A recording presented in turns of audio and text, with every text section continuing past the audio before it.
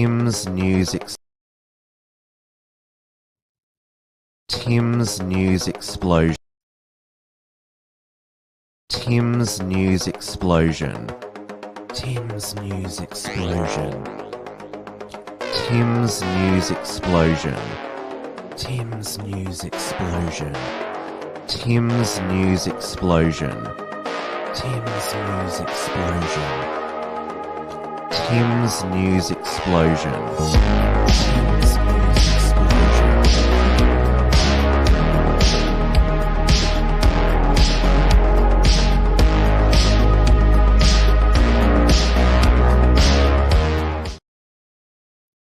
Hello, everyone, and welcome to the return of Tim's News Explosion on this Monday, the 5th of September, 2022, coming to you from my new Unshackled studios behind me.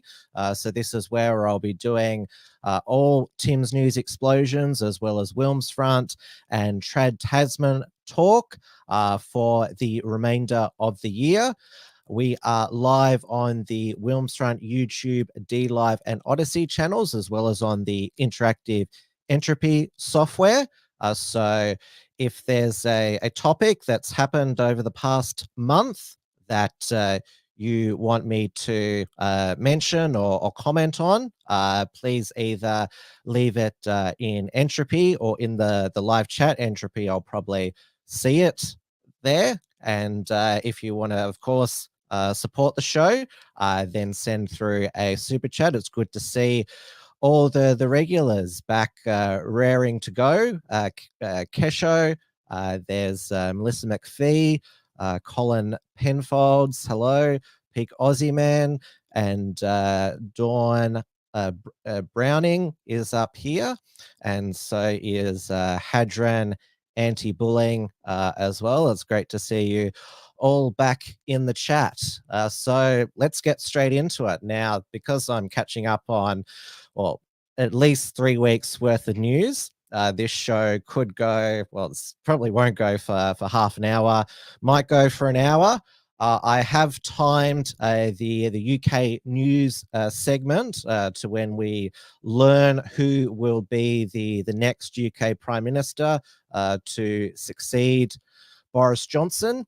It is just after 8:30 p.m. here in Melbourne, Victoria, where while it was an exciting first week of AFL footy finals with packed stadiums, the rest of the world was on edge, held its breath over a mystery pneumonia outbreak in an Argentinian city. So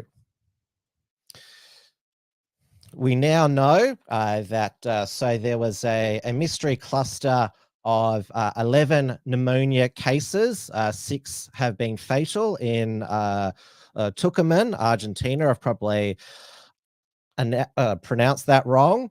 So it is now being confirmed by the Argentinian Ministry of Health and relayed to the Pan-American Health Organization, PAHO, which is part of the World Health Organization, that this mystery pneumonia, because it was in the entire cluster was in a private clinic, and the initial testing came back negative for Legionella, which most people will commonly know as Legionnaire's disease. It can get into air conditioning and the water, which causes respiratory illnesses, and also it can be fatal, which is what has happened here. So 6 of the 11 cases have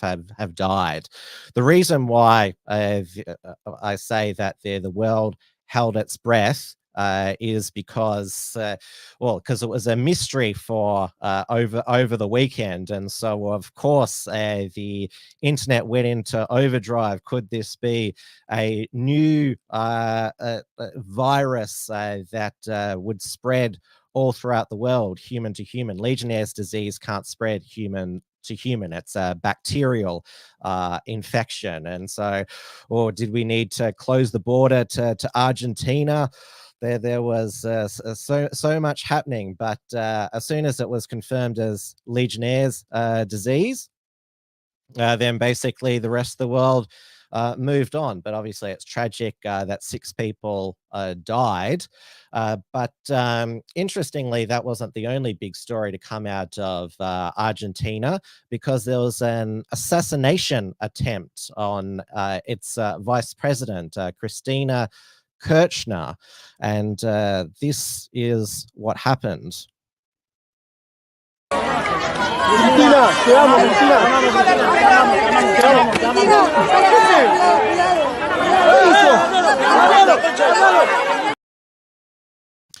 Now, you didn't hear a gunshot then. That is because the gun failed to fire.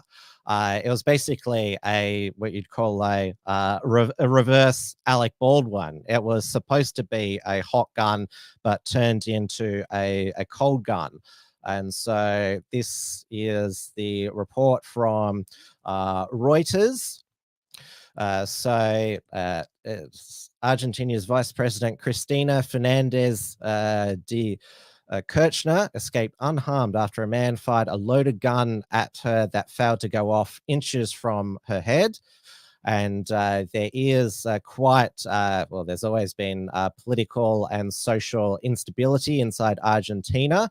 The Kirchner family is part of the left-wing populism that is prevalent in Latin America.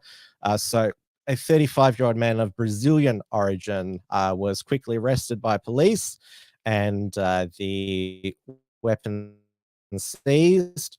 And so it mentions here that she's a divisive figure. Oh, well, her husband is, who's the president. I'm not sure if he's been the president, 2007, 2015. He's on trial for corruptions linked to public contracts awarded in the early 2000s there.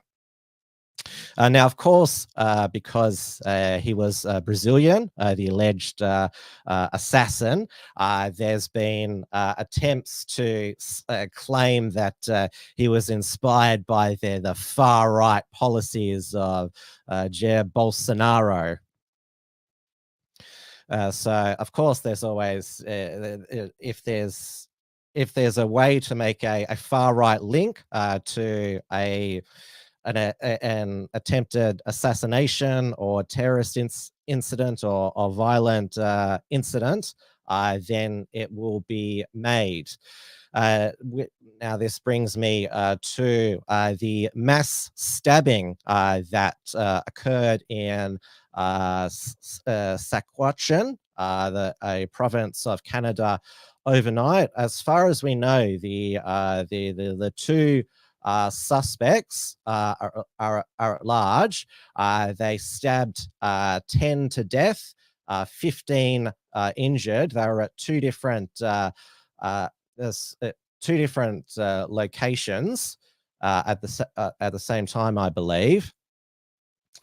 So these are the two suspects, Damien Sanderson and Miles Sanderson. So there is no, at present, no political motive. It's just a horrific act of mass murder. And I assume that Justin Trudeau is going to bring in some knife control because, well, you got to stop these semi-automatic assault machine knives.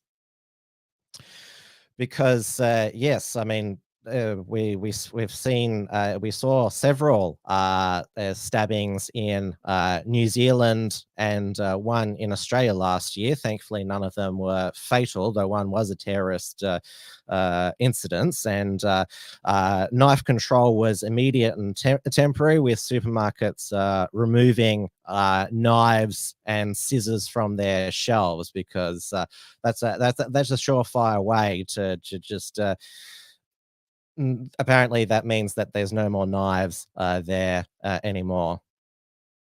Kirchner says that province sounds more like one in China than Canada. Well, Justin Trudeau, the Canada that he has made is similar to communist China. Melissa has said Tim's pronunciation, lol. Yes, I know, it just keeps getting better.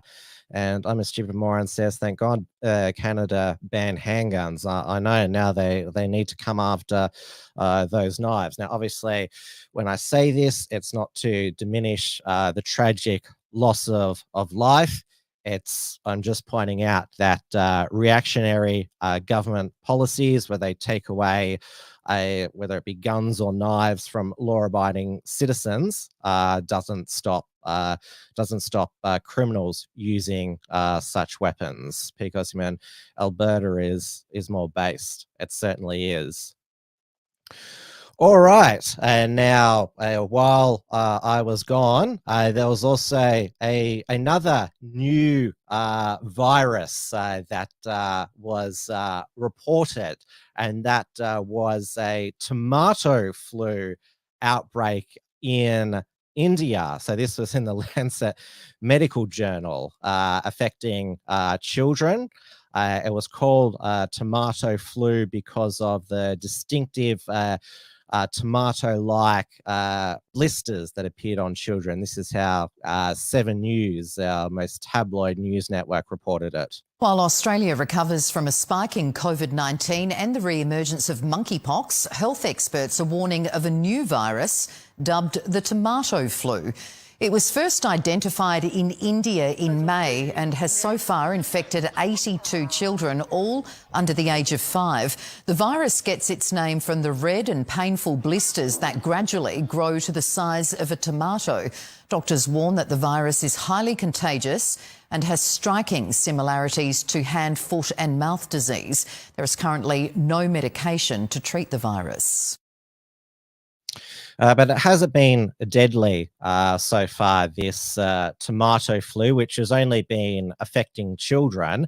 But what it is suspected to be, just to be clear, you can't get tomato flu from eating tomatoes. It's got nothing to do with tomatoes, same as eating bananas won't give you monkeypox. So it is suspected to be a new variant of hand, foot and mouth disease.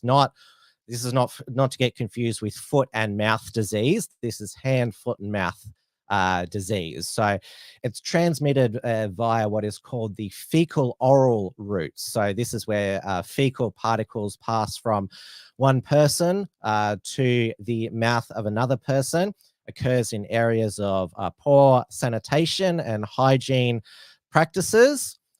So if soil or water bodies are polluted with fecal material, humans can become infected with it's called a waterborne or soil transmitted disease, and fecal contamination can also occur with food.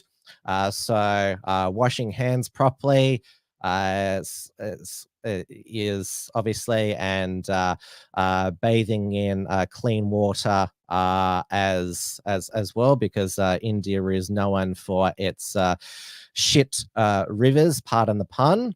So it's not surprising that that sort of variant or mutation of hand, foot, and mouth is spreading in India. Now, moving on to monkeypox, let's have a look at the monkeypox tally board. So the global outbreak so far. So the United States still at number 1, nearly 20,000 cases. Australia is at 124. New Zealand is down at 5. And so this is the curve So the peak was around mid-August, and it's there's been an ever slow decline. That must be because of the vaccines, the Gynos from Bavarian Nordic, which is the vaccine rollout it has been targeted at the at-risk community, so gay, bisexual men and other men who have sex with men. So there's been 19 confirmed deaths in this year's, well, the Western outbreak, 53,524 cases. And there is obviously, we know that there's the vaccine for it. Gynos, I should remind everyone, is originally for smallpox, and now there's going to be a antiviral which is going to undergo first human tests in the UK. SIGA monkeypox antiviral, it is called there. So it's from SIGA Technologies. It's called TPOX. It has been shown to fight monkeypox in animal studies and will undergo human testing by the University of Oxford. That's who tested the AstraZeneca vaccine, as countries look for ways to tackle a growing outbreak with limited vaccine supply. But of course, as we saw with Just Saying says lots of mutating viruses due to the leaky. Well, that's going to segue into the next report, which is that a second monkeypox strain linked with travel to West Africa identified in the UK. So this is unrelated to the current outbreak. So they're in the Royal Liverpool Hospital. So as of Friday, no further cases identified. So the risk to the wider public is very low.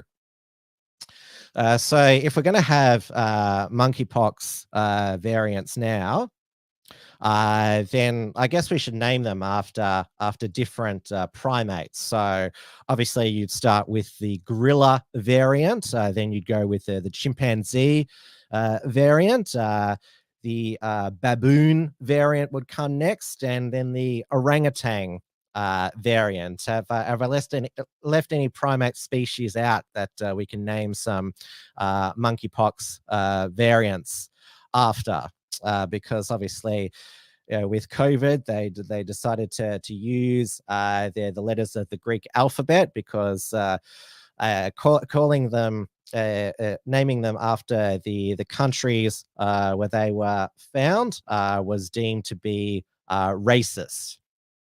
Now, going on to the continuing, what is it? Well, COVID infections, which just basically call it now. So the Omicron BA4 and 5 wave has passed all over the world. And so as Tom Peacock from the Imperial College of London, who I've mentioned previously on Tim's News Explosion, he's basically the guy that calls the next variant. He said that we're in a holding pattern awaiting what the next variant could be. There's nothing on the horizon that he's reposted on his Twitter his Deltacron chart. So there was some speculation that the Indian Omicron subvariant BA 2.75 could be the next variant, but it's not looking likely. So yes, we are all basically just sort of seeing what comes next. Because we know that there is a huge COVID infrastructure now, and COVID zero zealots who will continue to push for restrictions no matter what, but they'll certainly jump at the opportunity if there's a new variant. They were especially disappointed last week that after National Cabinet, they agreed, all the state and territory leaders, to reduce the isolation period from 7 to 5 days and get rid of masks at airports. This is all coming in this Friday. Western Australia, Mark McGowan, he's decided to get rid of masks on public transport. His 180 flip on COVID restrictions, going from the fortress Western Australia to living with COVID, has been almost as remarkable as Anastasia Palaszczuk's. Both Palaszczuk and McGowan, they're looking to end their state's COVID emergency powers or framework and replace them with a new legislative framework. P. Cosiman says, why a mask mandate on public transport? I don't know. But here in Melbourne and in Sydney, it's not enforced at all. So you may as well get rid of it. The police no longer choke people for not wearing masks here in Melbourne. And also, at least in Queensland, they've rescinded their chief health officer up there, Dr. John Gerard, who's actually probably one of the best. Rescinded it was only a recommendation that you should wear masks indoors during the wave. And so that means, according to Anastasia Palaszczuk, smiles are back and you can now strip off and show your naked face, as Anastasia Palaszczuk once famously did.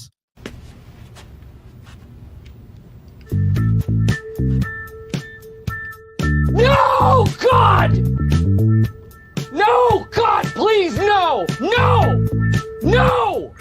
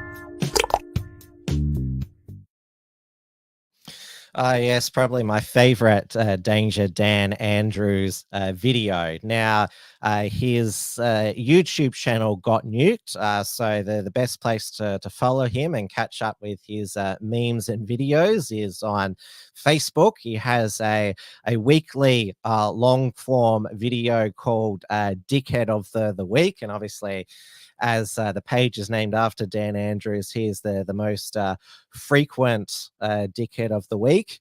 Some breaking news from the UK.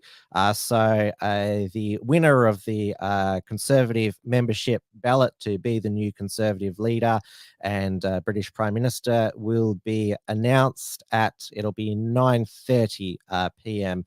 Melbourne time. It's 12:30 p.m. in the UK at that time, so might still be on air on that time. I've certainly got a whole lot more to get through. Now, obviously, we're coming into spring here in the Southern Hemisphere, but it is autumn in the Northern Hemisphere. And so because winter is coming and, there could be a new variant. The autumn booster program is now in force in both the UK and the US.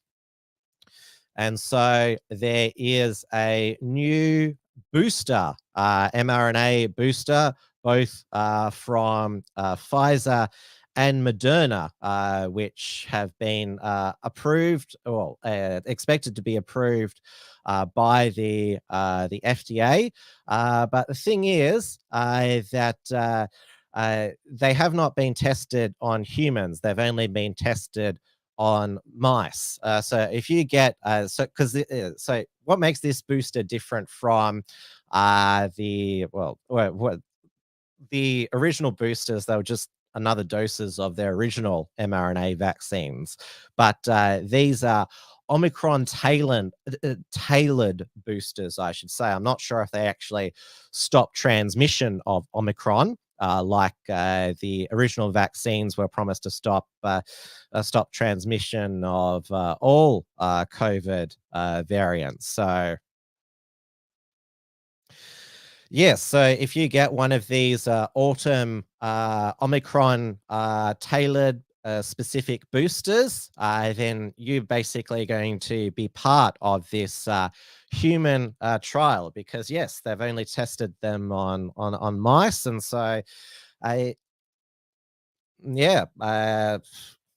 sign up now is the advice there. And of course, Moderna has launched legal action against Pfizer, accusing it of copying one of its patents for the COVID vaccine, which of course wasn't everyone told that these big pharma companies created these vaccines to save lives. It wasn't about the money.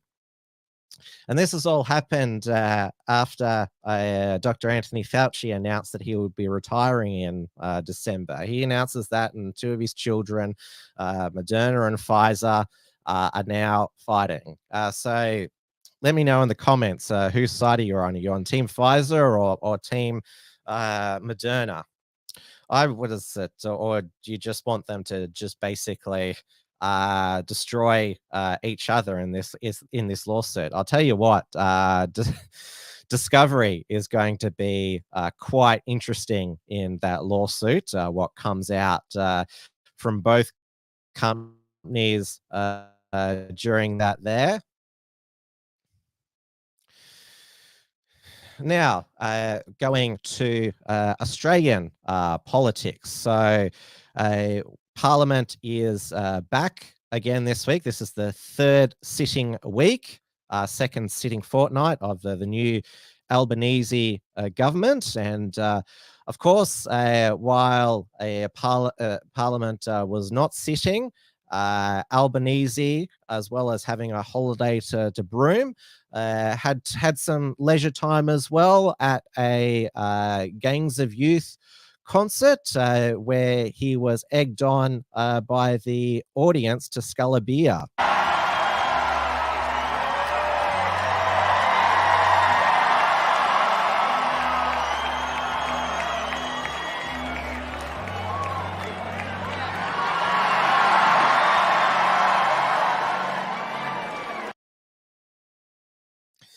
Now, of course, I have no issue with that in isolation, but I remember when Prime Ministers Tony Abbott and Scott Morrison sculled beers, they were accused of engaging in or encouraging binge drinking and also practicing toxic masculinity, which of course is a gateway to domestic violence as well. But when Anil does it, he gets cheered on, and everyone's reminded of Bob Hawke's sculling of the beer at the cricket. I'll bet that's when he was retired. Hawke gave up the grog when he was Prime Minister, basically because he was such a huge, insane drinker prior to that. I mean, Albanese is not a heavy drinker, but obviously he thinks he is, a man of the people there. He's even had a beer named after him, Albo, as well. So, and we also had during a press conference of elbows with Indigenous Affairs Minister Linda Burney. That guy from the PointsBet ad rocked up. Shaq is someone who's well known to younger people, and one of the things that we have been doing is trying to mobilise support for the voice to Parliament by talking with sporting figures. We know that Mr O'Neill does a lot of work in the United States about social justice and lifting people up who are marginalised, including through sporting organisations. And we have had discussions with the AFL, the NRL, etc. And here he is. Hey, how are you going? Good to see you. Hello, Australia. Nice to see you. Hello. How are you? Nice to see you. I'm here in your country. Whatever you need from me, you just let me know. Fantastic. Appreciate you guys. Congratulations to you guys. Everyone knows Shaq loves Australia. All right? Awesome. Thank you. All right, I'll see you soon. Thanks, mate. Have a good time. Thank you. Yes, ma'am. All right. I need that government clearance, too. That'll be done. See you. Thank you.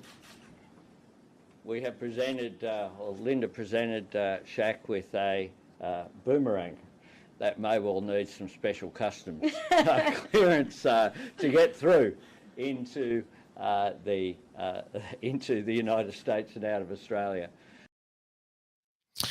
Now, I couldn't believe that Albanese and Linda Burney thought it'd be a good idea to employ Shaquille O'Neill to promote the Indigenous Voice to Parliament referendum. And what, just because Aboriginals are dark and he's dark, that automatically he's a good fit? I mean, African Americans and Indigenous Australians are different races, and I found myself agreeing with Lydia Thorpe, of all people, who said he's putting his nose into business that has nothing to do with him.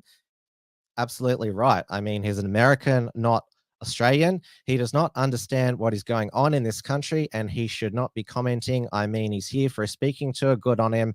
He's also here for PointsBet, which is about gambling, which is about destroying families. And as she labelled the appearance an insult, and adding that O'Neill would be better off learning about other issues affecting Australians.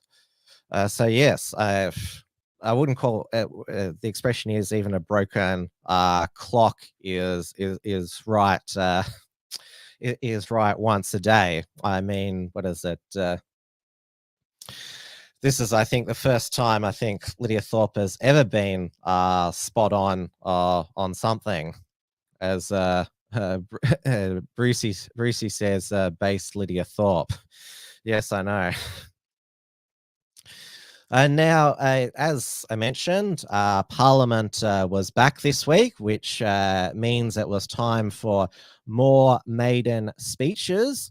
And the independent member for Fowler, Dai Lee, made her maiden speech and wore an Australian flag dress, which because the Union Jack is so prominent in that dress, it reminded me of Spice Girl Jerry Halliwell's Union Jack dress at the Brit Awards in 1997. That was so iconic.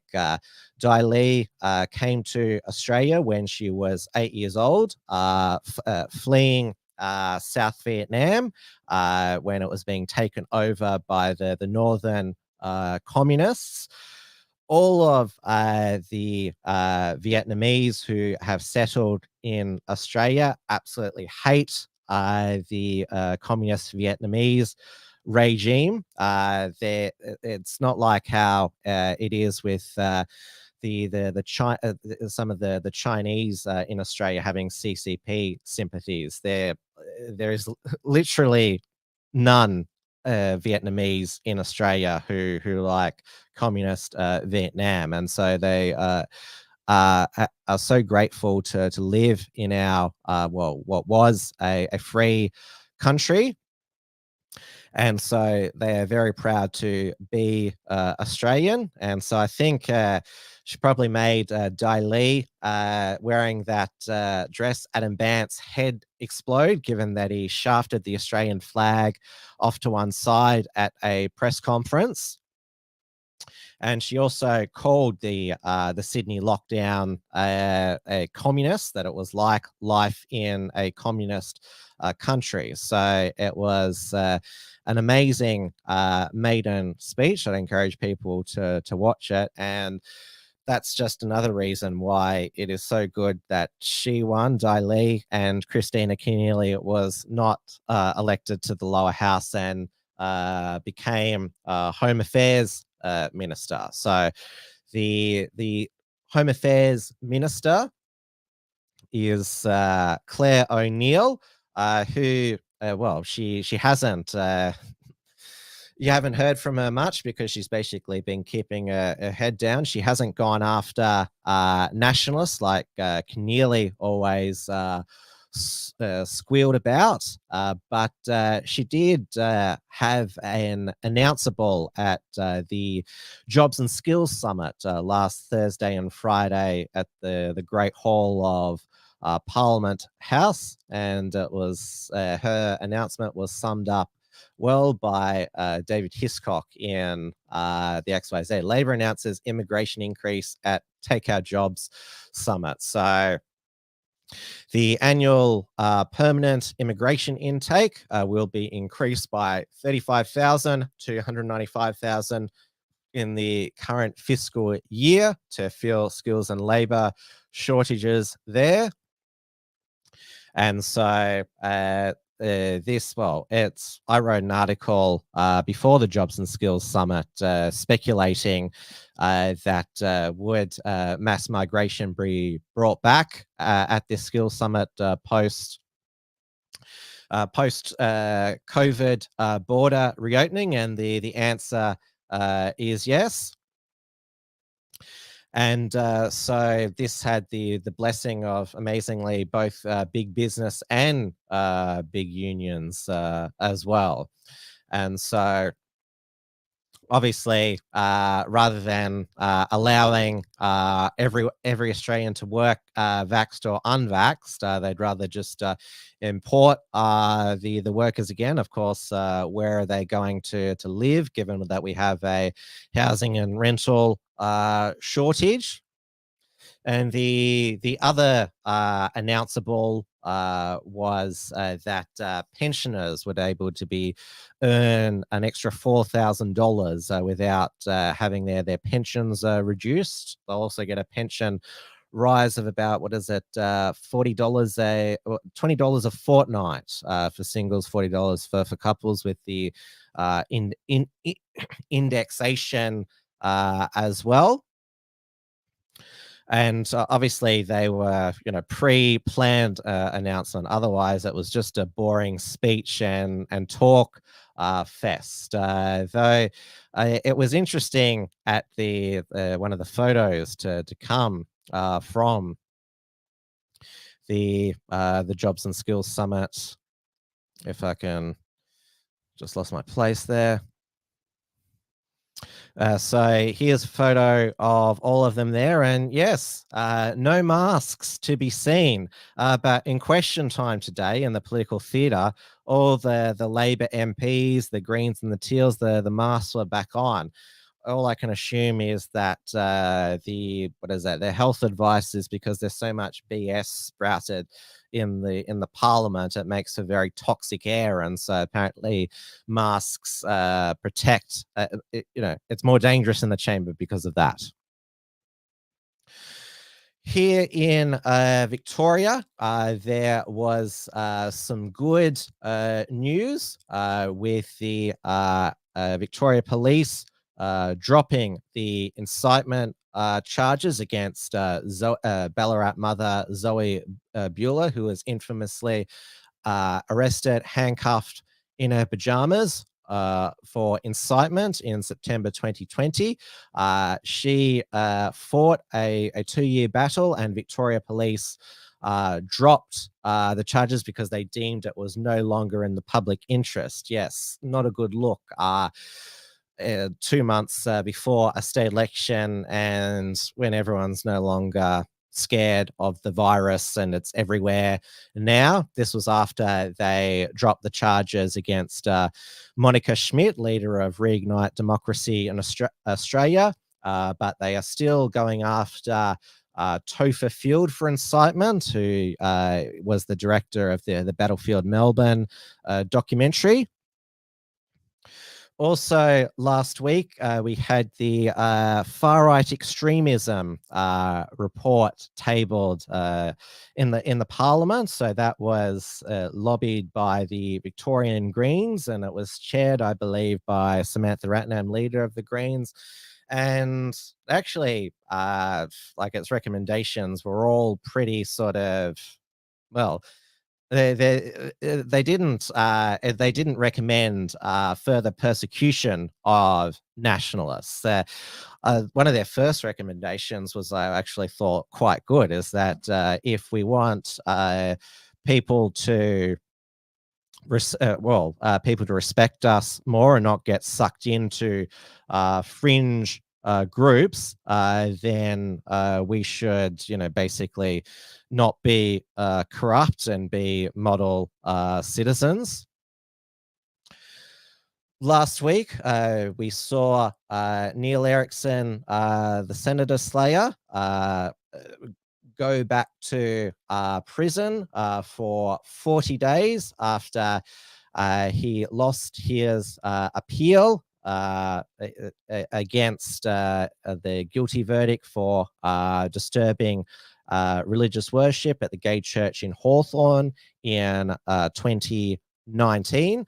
So it was heard in the county court by Chief Judge Peter Kidd, who upheld the Magistrates Court's decision from last year.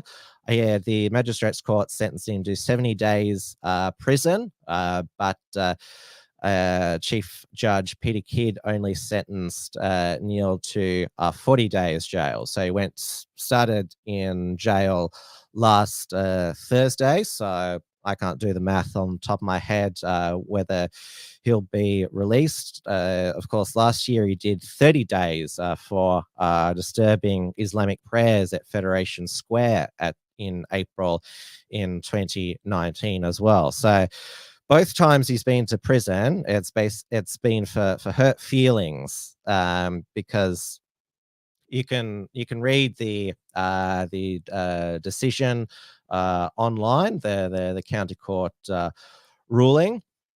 So obviously he won't be in the chat, and I think he's the one of the what is it? One of the only people prosecuted under this law in like a number of decades as well. So yes, exactly, Margs, Lauren and the Slammer for words. So this is a summary here by Andy Nolch on the Unshackled. Margot Huss, she also, because she was there with Neil on the night when he went into that gay church in Hawthorne, which was it was an open church, which is why he wasn't charged with trespassing. Margot was there with Dio Beltran, so they're both quoted in Judge Kidd's findings or verdicts as associate 1 and 2. Also, you remember we have covered the Irish pubs, Irish Times pub incident where a bartender was fired for spitting in the beer of National Socialist Jimowan Roberts. And he was and the owner of the pub gave him $651 in compensation when he was out after a night out of drinking, spending some of that $651.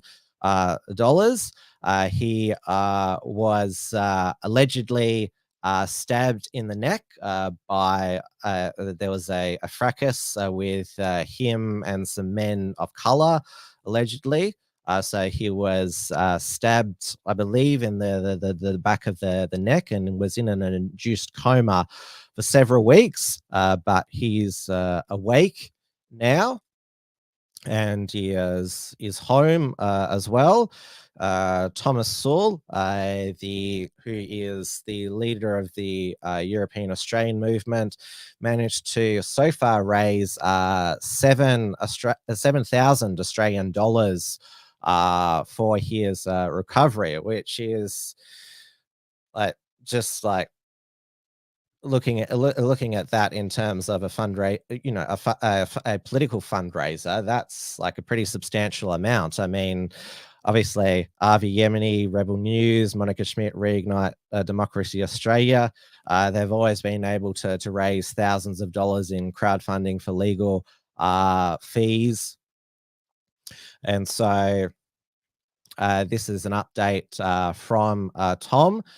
So what is it? It's described: within days of coming out of coma, he ripped his cords out and self-checked out, telling us that his old man said, "You go to hospital, get treated, you go home to get better. Our healthy patient makes no money." So he's lost 12 kilos, but is hopefully back on solid food soon. The money raised will go towards smoothly supplies to help detox from the soy's lop drip. So there you go. And also there has been we had a tragic loss over the weekend with the death of Trilby Steinberger, a well-known and liked Australian patriot who lived out in South Gippsland. Her and her partner, David McMahon, were dragged through the legal system by Antifa activists who accused the pair of being behind the David Clarkson account, which used to expose Antifa trolls. So they were featured, they were interviewed by Alex Mann in a ABC Radio National background briefing report on David Clarkson, which was called Doxed. Now, because it was an audio show, you didn't see what Trilby actually looked like, and they wanted to make out that Trilby was just some Aussie bogan when she, obviously from this photo, she was half West Indian. She had a German mother and a Barbados father, but she was born and raised in Australia. She had no time for BLM and the left's identity politics. She went through her whole life as an ordinary Aussie, like everyone else. She suffered 2 strokes and passed away on the weekend. She was very young. I believe she was in her 50s. So it is tragic, sudden death, and my condolences to her partner, David McMahon, and her sister, Jill Steinberger. And I know that Mel McPhee, who's in the chat, was a good friend of hers as well. So you'll be missed, Trilby. I never got to meet you, but we did have some DMs together. She was also a dog lover as well. She loved nothing more than taking her dogs to some of the beautiful beaches on the South Gippsland there. So Gone too soon. Also, a Perth patriot, Dennis Hutz, who won a payout from Network 10, who defamed him by calling him a white supremacist. He had a visit from WA State Security because of these videos that he uploaded of his children. Friendly reminder, your race, your culture and your nationality are things that can never be separated, no matter what the Jew tells you. Fun fact, the first Australians were white people from England because before we got here, there was no Australia.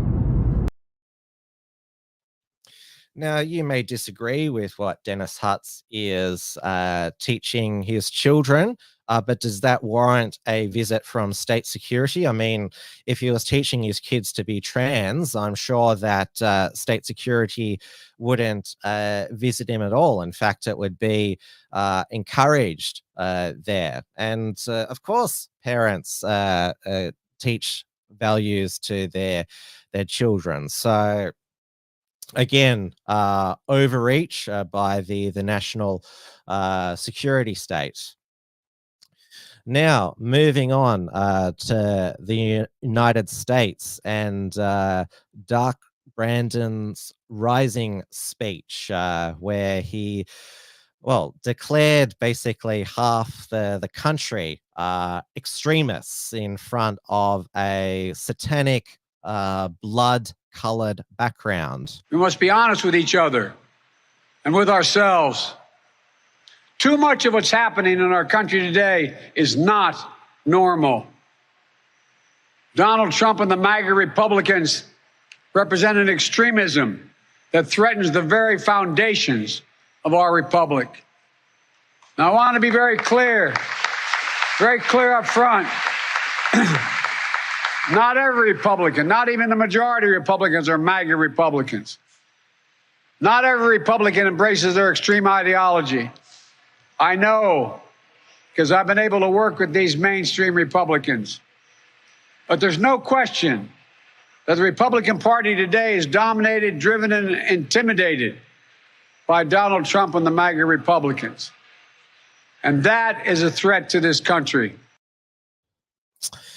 And given the red imagery, it looks similar to one of the speeches that British High Chancellor Adam Sutler gave in V for Vendetta. What he and Biden have in common is that they both came to power during a virus pandemic, which, well, leaked from a lab there. And obviously both persecuted their political enemies. And yes, there was a lot of other references made to his speech from dark literature. This is one that went viral. We come here not as conquerors, but as liberators. It doesn't matter who we are. What matters is our plan. Return to your homes. Hold your families close. And wait. The fire rises. That was Biden there with his new mask, given that, well, despite him wearing a double mask, still got COVID. So that Bane-style mask will protect him from further COVID. And his new White House press secretary, Karine Jean-Pierre, she also communicated that, well, if you don't agree with the majority, then you're an extremist. You know, when you ask me about the mega agenda, especially as it relates to Congress, as it relates to elected officials, it is one of the most extreme agendas that we have seen. And again, we see majority of Americans who disagree. And so when you are not with where majority of Americans are, then, you know, that is extreme. That is an extreme way of thinking. I'm not going to, that's what I have for you, Phil. And we obviously, because there was intense backlash to Biden calling his political opponents extremists, a threat to the foundations of democracy and America, the next day he totally backflipped when he was asked by Fox News's Peter Doocy. All right. Mr. President, do you consider all Trump supporters to be a threat to the country? No, everyone. Come on, look, guys. You keep trying to make that case. I don't consider any Trump supporters I do think anyone who calls for the use of violence fails to condemn violence when it's used, refuses to acknowledge when an election has been won, insists upon changing the way in which the rules can count votes. That is a threat to democracy. Democracy. Everything we stand for rests on the platform of democracy. When people voted for Donald Trump and support him now, they weren't voting for attacking the Capitol. They weren't voting for overruling the election. They were voting for a philosophy he put forward. So I am not talking about anything other than it is inappropriate, and it's not only happening here, but other parts of the world where there's a failure to recognize and condemn violence whenever it's used for political purposes, failure to condemn the attempt to manipulate electoral outcomes, failure to acknowledge when elections were won or lost. So basically just said, oh, it's only the insurrectionists who were on January 6th that were a threat to democracy, and those who enabled and excused it and didn't even accept the election result. Melissa says, oh, give it up. Trump had over 70 million votes. Yes, but Biden had over 80 million votes, the most votes out of any president in an election. Like, it's amazing, but it happened. I mean, that is, what is that? That's the established narrative that it happened. Now there's a couple of super chats over on Entropy, which I'll read out now. So both are from Some Random Bloke, both for $3 Australian each. Thank you so much, Some Random Bloke. Hey Tim, did you see the carnival mayhem in the UK? Yes, I did. There was one young rapper who was stabbed to death. There was obviously, I saw that footage of that bus shelter collapsing when some people got on top and twerked on it. But you're not allowed to talk about the crime and disorder that happened there, because it's Caribbean festival, and so that's racist. And so if you're only you should call out all the crime and disorder that happens at predominantly white festivals as well. You shouldn't just look at this festival in isolation as well. That's the commentary that I saw about it. And his second super chat is, will you ever have Avi Yemeni on the show? Well, I don't think Avi Yemeni would come on this show. Given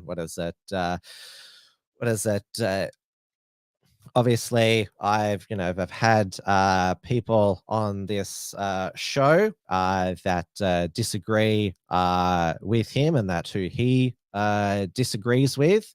Morgan Jonas has also refused to go on this show as well, so I don't think they'll be making an appearance, but we'll be talking about Avi's denial of entry to New Zealand with the return of Trad Tasman Talk with Dewey DeBoer this Friday, 6 p.m. Melbourne time on the Unshackled YouTube channel.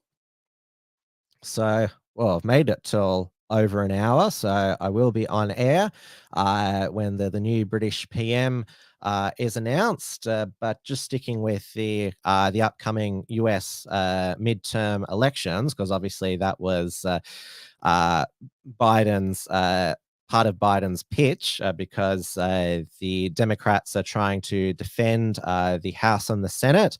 It doesn't look like it'll be a red wave, though definitely the based Freedom Governor of Florida, Ron DeSantis, will be re-elected. He's against former Democrat Governor Charlie Crist, who's is basically real mediocre NPC. And Ron DeSantis, he for his re-election released this awesome ad, Top Gov, obviously cashing in on the huge success that the Top Gun Maverick movie had.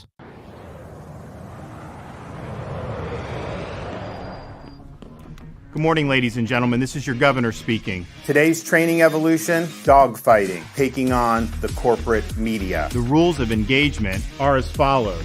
Number 1, don't fire unless fired upon, but when they fire, you fire back with overwhelming force.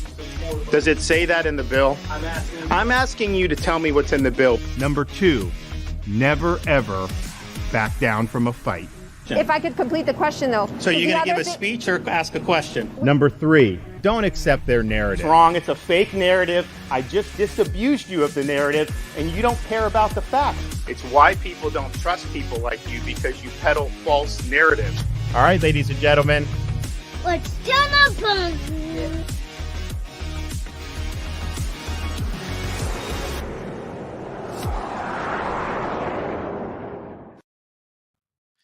And obviously the other big gubernatorial races, which is the term for running for governor in the United States, there is Greg Abbott running for re-election as governor of Texas up against Beto O'Rourke, who wants universal gun control in the United States. Beto O'Rourke was sick recently with unexplained illness. Many suspected it might be monkeypox, but I don't know.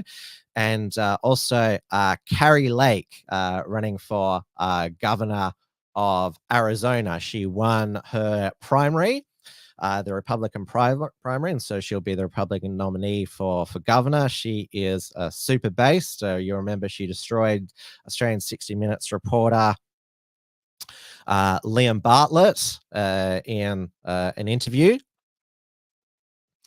And also another bit of good news was the landslide defeat of Liz Cheney in the Wyoming congressional Republican primary. And I haven't got the clip with me, but Trump did at one of his rallies, "Liz, you're fired." So it's after 9:30 p.m. Melbourne time, and so basically the speaking is underway at the Conservative Party meeting, where we'll learn who the new Prime Minister is. So it was the Tory MPs who decided back in July, it was, to oust Boris Johnson, and the Conservative membership base were very angry that the MPs took it upon themselves to depose the Prime Minister they voted for 3 years ago in a Conservative leadership ballot, and then who was elected by the British people at the subsequent 2019 general election. And the MPs, they got to decide the final two. So there is the final two, Rishi Sunak, the former Chancellor, whose resignation, along with Health and Social Care Secretary Savage Javid. I deliberately mispronounce his name. I call him Savage Jabbeth because of all the jabbing that he did in the autumn and winter booster program last year. Melissa says he was a disappointment anyway. Yes, he was. he did get Brexit done, that was his election slogan, but he followed the lockdown model. It's interesting now that Rishi Sunak said that, oh no, I was against the lockdown, but I was gagged from speaking out about the costs of it. And Liz Truss, who is the other half of the final two, Foreign Secretary under Boris Johnson, she didn't resign, hence got the backing of Boris loyalists Nadine Dorries and Jacob Rees-Mogg, even though in 2016 she supported Remain. And they've both been pitching to the base, promising tax cuts, but they know that whichever one wins, it's likely to be Liz Truss. She's the red hot favourite because the Conservative Party base, they believe that Rishi Sunak was the one who was the stabber in the back of Boris. He was planning a leadership pitch well in advance. He already had his ready for Rishi campaign ready to go. I say it in the college lisp that he used to do. So Liz Truss and Rishi Sunak have taken their seats in the front row.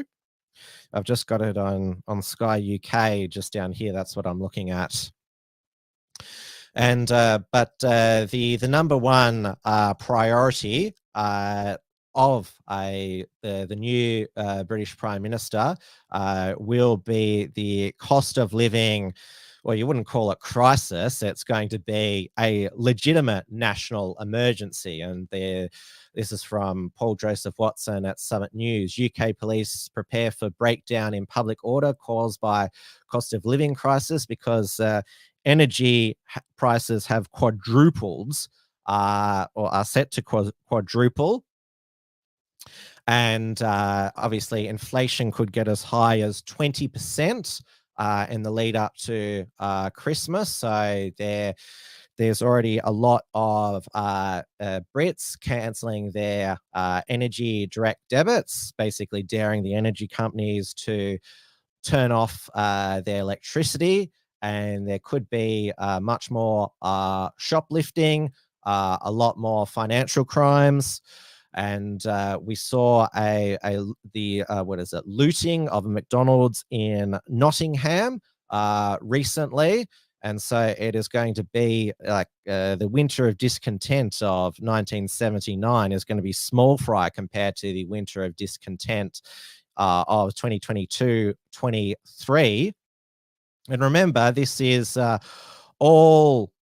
this is after 12 years of a Conservative government. I mean, a Conservative government was elected in 1979, Margaret Thatcher, to reform Britain, but this has happened under a Conservative government. General election is due at the latest in the UK in May 2024. And so how this winter goes will determine how well the new Prime Minister goes. There is a expression, never mess with a starving proletariat. Well, it was said on GB News yesterday that, MI5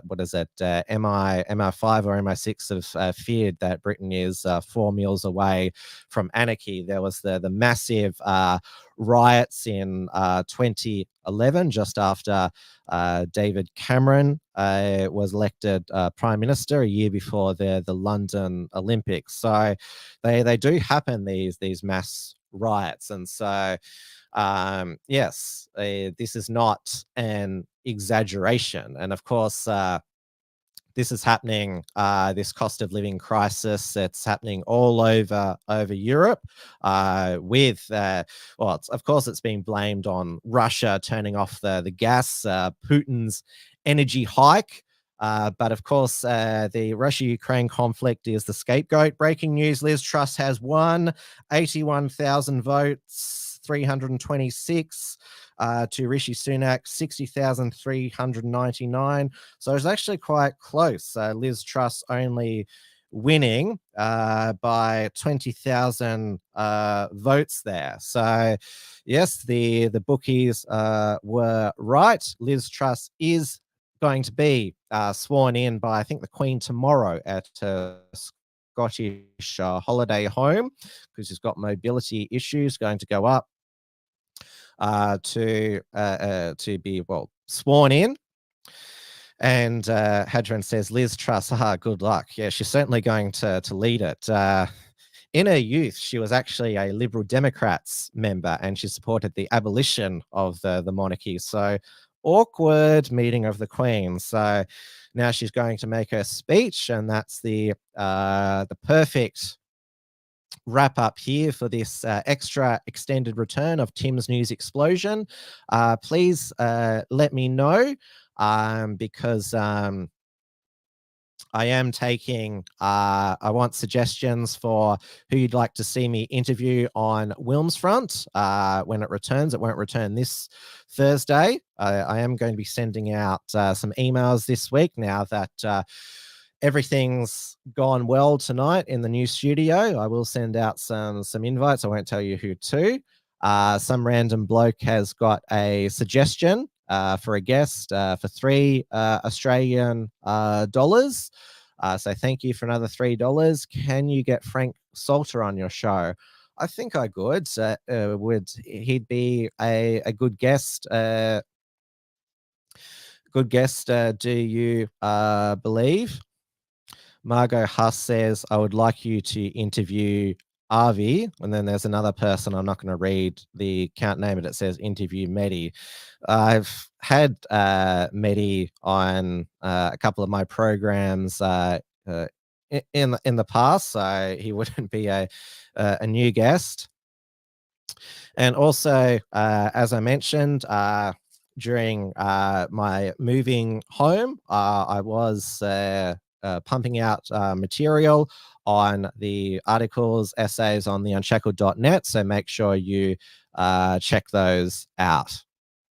So thank you everyone for watching the return of Tim's News Explosion. Thank you, some random bloke, for the super chat, and thank you to all of you in the chat tonight to welcome me back. It's been absolute blast as always. Pardon the pun. All right, so I'll see you all on Friday, where we will talk about, yes, the big decline in freedom in New Zealand. You have to remember, Douay was one of the first to be targeted by the Ardern regime when his family home was raided looking for firearms, because he wrote a submission against Ardern's firearms crackdown. So they started with Douay, and now they're moving on to others as well. So there's a lot to discuss there. So good night, everybody. Stay safe, stay sane, stay free. And also, well, we're in spring now. Yes, let's hope the weather's good. Good night. Tim's News Explosion. Tim's News Explosion. Tim's News Explosion. Tim's News Explosion. Tim's News Explosion.